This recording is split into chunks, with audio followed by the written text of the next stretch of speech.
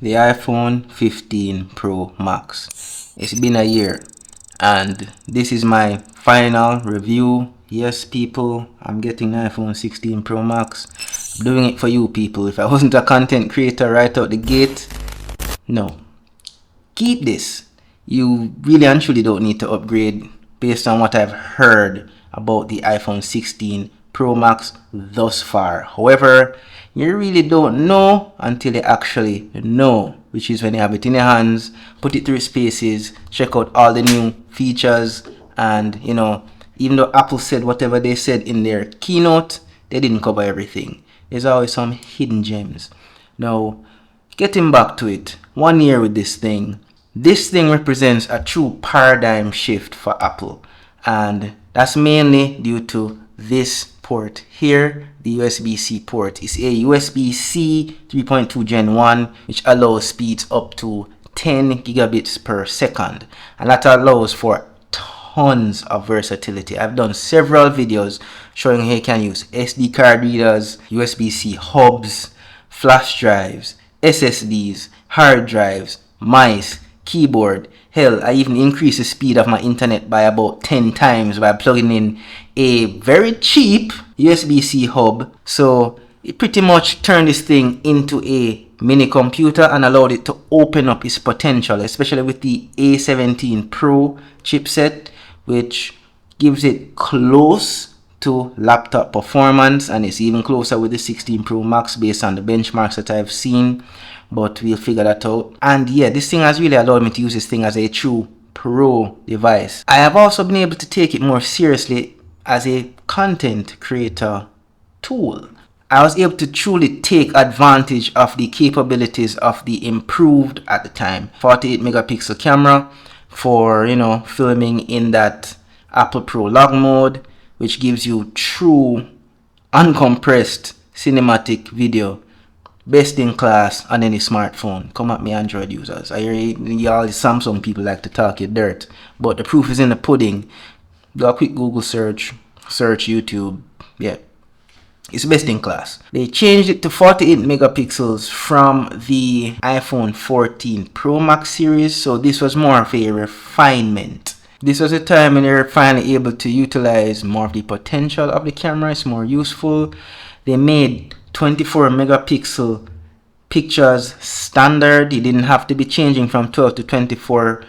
It was standard on the fly. Far more detail in the pictures, far more beautiful colors, and the shutter speed was enhanced, quick, and it's even faster. They say it's 2 times faster than the 16 Pro Max. I can't wait to try that out. But even with this, a car could be driving by, a snap it, and without fail, it's like the vehicle stop in motion. The rims was like dead stop, and I'm talking cars driving at like 60 miles an hour or more. It has been pretty awesome. A very good upgrade. And they've also refined cinematic mode and a bunch of other stuff that they've done. The next notable change, which is not so major but it's new, is the action button. Now this is another paradigm change, if you want to call it that, because ever since the iPhone launched way back in the 2000s, they've always had that mute switch, that mute toggle switch, and it pretty much outweighed its usefulness.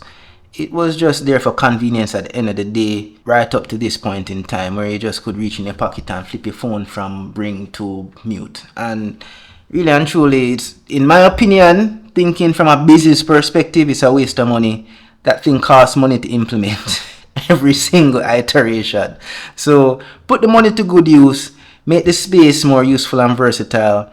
And they have achieved that. However, it's going to take time, especially for avid iPhone users. Nobody really knows what to do with it yet for the most part. I personally have used it for my smart light bulbs when I was back in Jamaica, and this really and truly has changed and really and truly made my home a smart home. If I needed to dim the lights, press the button, I'm in. If I needed to change the color, press a button, I'm in. If I wanted to set timers, press a button, I'm in. Flip up a switch. I don't have to be holding the phone up to my face, flipping in with Face ID, going through, finding the app, flipping through the menu. No, press a button and I'm in. And Other people have found other use cases for it. You know, you can set shortcuts for it to pretty much do anything. If you have Teslas or other vehicles that have electronic keys, press a button, you can activate it or do whatever. I've seen people done some crazy stuff with it. Now, being away from home, fresh, new resident, freshly landed in Canada, I don't know anything.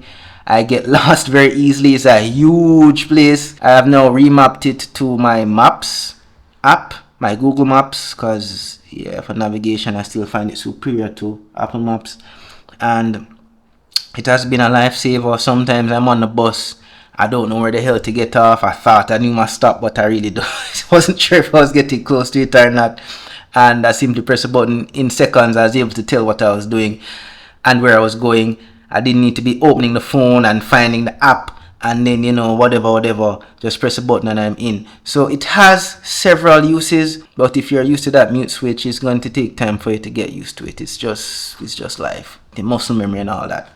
So that's the next notable change and paradigm shift, as I would call it. If you have this, I do not believe that you need to get the 16. I really and truly do not believe the 16 is worth it. I don't.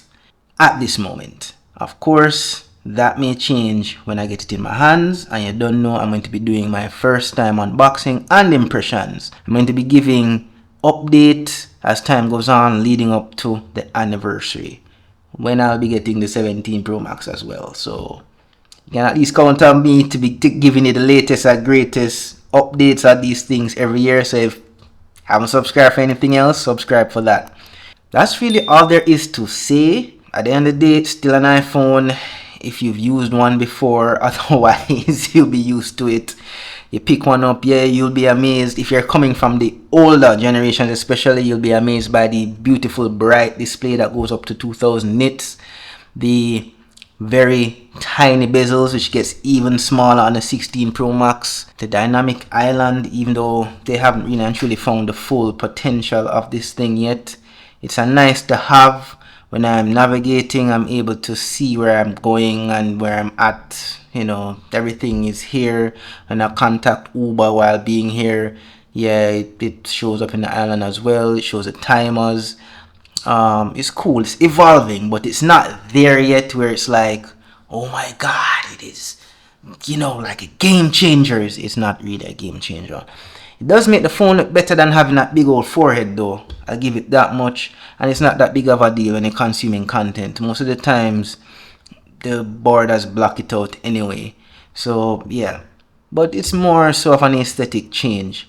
All those other three things that I mentioned before are the reason to upgrade to this if you're coming from an older phone. And they do genuinely change how you use the phone.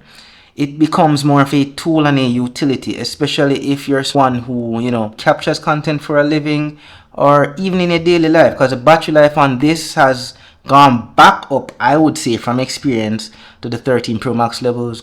The 14 Pro Max was a bit disappointing because there was a dip in battery life where that was concerned, and that actually affected my long-term battery health, which dipped faster. But 1 year later, this thing is still at 100%. I am proud to say, if you don't believe me, here it is, 100% and about 235 or so cycle counts. I keep mine with this on, the charging limiter. I keep mine at 80% at all times. Yet again, with this thing being USB-C, I have chargers all over the house, in the car, at work, at school, wherever. There is a USB-C charger all over the flipping place. So I am never really wanting to charge this thing aside from when I'm on the bus now in Canada on my way to wherever the hell I'm going. So this saves it from putting pressure on the battery, because you don't know, you don't want to charge your phone to 100% all the time, and you do not want it to drop below 30 to 25% all the time. You're doing a pinch, do not make it a habit. Remember, I'm going to tell you that. Combination of this, a bigger battery, and overall better thermals has preserved my battery and helped it to stay at is 100% capacity over the year, and I have used this thing quite a bit. The cycle count is maybe less than many others because yet again I do not charge it to 100% and I do not let it drop below 30% or so. So that keeps the cycle counts to a minimum, which is measured from 0 to 100%. Remember that. Also, that is how cycle counts are calculated. So if you never knew before and wondering what the hell this number is, what the hell cycle count is, it is measured how many times your phone battery is drained from 0% to 100%. If you charge it from 50 to 100, that's counted as half a cycle count. So you do that twice, that's one cycle count. So that's how it calculates the algorithm and whatever. But yeah, another notable change that I should have mentioned earlier, that's probably number 4, the battery life and the battery overall. And that's about all I have to say. 1 year of greatness. I love this phone, and if I was not a tech reviewer, if I didn't have a passion for this thing, if I was not doing this whole thing on YouTube and wherever else you may find me, I would not upgrade from this. I love this phone. It has been a tool. It's durable, it's powerful, it is versatile, and let's see, I mean, even if the 16 Pro Max have no notable changes, I just spoke in Jamaican people, it's a habit, no notable, I meant any notable, I still don't see why I would want to upgrade. Even if I find some hidden gems in between, this iPhone is the first I can truly say has everything you could ever need, especially with the upgrade to iOS 18, which I just installed last night, because this is literally the day this is the day before I go pick up the 16 Pro Max from the Apple Store, which is why I'm doing this, because I'm trading this girl in. Sadly, I'm gonna have to say goodbye to her. Coming from the 13 Pro Max, which was actually my very first iPhone, first time stepping into the game, it is and was a worthy upgrade. Even coming from that, even coming from the 14 Pro Max, it was. Just for the USB-C port alone, it was worth it. And that's it, people. This is literally the day before release as well, so September 19th. Thanks again, guys. You don't know, I'll appreciate a like, subscribe, and of course hitting that little notification bell so you know when the next videos are out. I have tons of work to do here, people, schoolwork and providing quality and informational and hopefully entertaining videos for you guys. So stay tuned, look forward to those, and see you in the next one. Alright, peace out and take care.